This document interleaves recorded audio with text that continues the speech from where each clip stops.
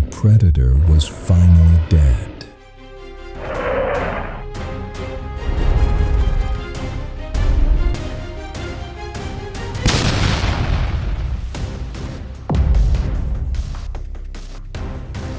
The ground that once shook beneath its weight was silent now.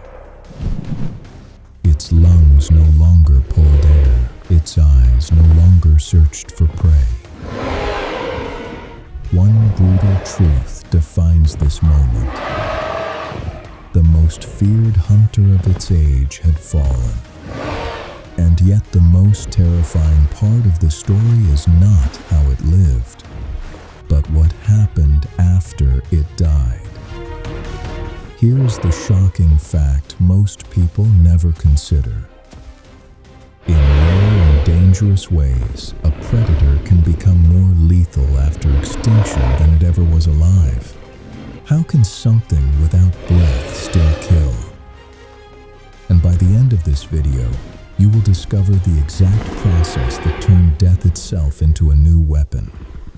Picture this: a vast prehistoric floodplain under a burning red sky. Heat still clings to cracked earth. A wide, shallow river crawls slowly through the land. Near its edge lies a massive dinosaur, collapsed in thick mud after its final struggle. The hunt is over. For the smaller creatures hiding in the tall grass, this should mean salvation. A dead giant usually means survival, easy food, free energy, a rare gift in a merciless world. But this time, death is not a gift. It is a delayed sentence. Inside the enormous body, invisible life awakens. Bacteria multiply at brutal speed. The warm flesh becomes a sealed laboratory of decay. Gases begin to form under impossible pressure. Methane, hydrogen sulfide, toxic chemical vapors trapped beneath armored skin. From the outside, nothing seems wrong. The corpse does not move. The air feels calm. The world appears safe. Then the first scavenger steps closer. It does not die by teeth. It dies by breath. Without warning, the pressure inside the rotting body ruptures. An invisible cloud of poison erupts into the air and shallow water. Lungs burn instantly. Blood chemistry crashes. Some animals fall where they stand. Others stagger away in confusion, only to collapse later, far from the body. They never touched the predator. They never fought it. Yet, it still killed them. The dinosaur has stopped hunting, yet it is still killing. Now the danger spreads outward in silence. Insects swarm the carcass and carry contamination on their bodies. Small reptiles feed on infected flesh. Fish absorb toxins drifting downstream. Birds eat poisoned insects and collapse mid-flight. What began as a single death becomes a moving catastrophe, expanding through every layer of the ecosystem. First, the grass near the body turns brown. Then insects vanish. Then the river grows quiet. Every phase of this decay reshapes the land in a new form. Gas becomes poison. Water becomes a carrier. Flesh becomes a weapon. A predator that once ruled with muscle now rules with chemistry and consequence. But decay is only the first transformation. Days pass. The flesh tears away.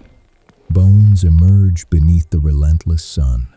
To the eye, the danger appears finished. Scavengers retreat. The land seems to breathe again. Life begins to creep cautiously back toward the site of death. This is the most dangerous illusion of all. Flood after flood buries the skeleton beneath layers of sediment, mud, sand, clay. Pressure builds over centuries. Soft tissue vanishes completely. Organic matter dissolves. Groundwater flows slowly through rock and ancient bone, carrying dissolved elements drawn from the earth itself. Uranium, thorium, naturally radioactive minerals. Over thousands, then millions of years, living bone is replaced molecule by molecule with stone. The skeleton becomes a fossil, but the fossil becomes radioactive. In the modern world, when paleontologists uncover certain prehistoric remains, radiation sensors quietly tick. Protective gloves are worn. Exposure time is controlled. Storage is regulated. The predator no longer moves, yet it still leaks invisible energy into the space around it. A creature that once killed with claws and jaws now harms with slow, silent radiation. In life, it killed with force. In death, it kills with energy. Now the story darkens further. Disease. Some prehistoric carcasses were sealed within mud, ice, or volcanic ash so rapidly that decay nearly stopped. Darkness closed around them. Cold locked them in place. Microbes were trapped in suspended time. Most perished. A few endured. In modern laboratories, scientists have revived bacteria frozen for tens of thousands of years. Some were harmless. Others were dangerously resilient. Now think about this. If a dinosaur died while carrying ancient pathogens, and those organisms survived in isolation for millennia, what happened when those remains were finally disturbed in a world that had never faced such diseases before? In life, the predator killed with muscle. In death, it could kill with infection. The threat never vanished. It only changed form. Here is the core truth most people never consider. A living predator is limited by hunger, territory, exhaustion, injury, and competition. A dead predator has no such limits. Its influence spreads through soil, through water, through chemical pathways no animal can outrun. It becomes part of the environment itself. Now imagine this process not once, but repeated across entire continents over millions of years. Every fallen giant becomes a temporary toxic zone. Every buried skeleton becomes a long-term source of radiation.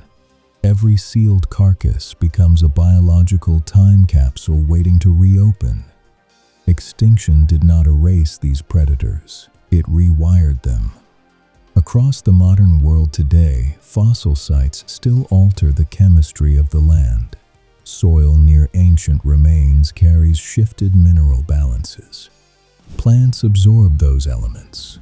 Herbivores eat the plants. Predators eat the herbivores.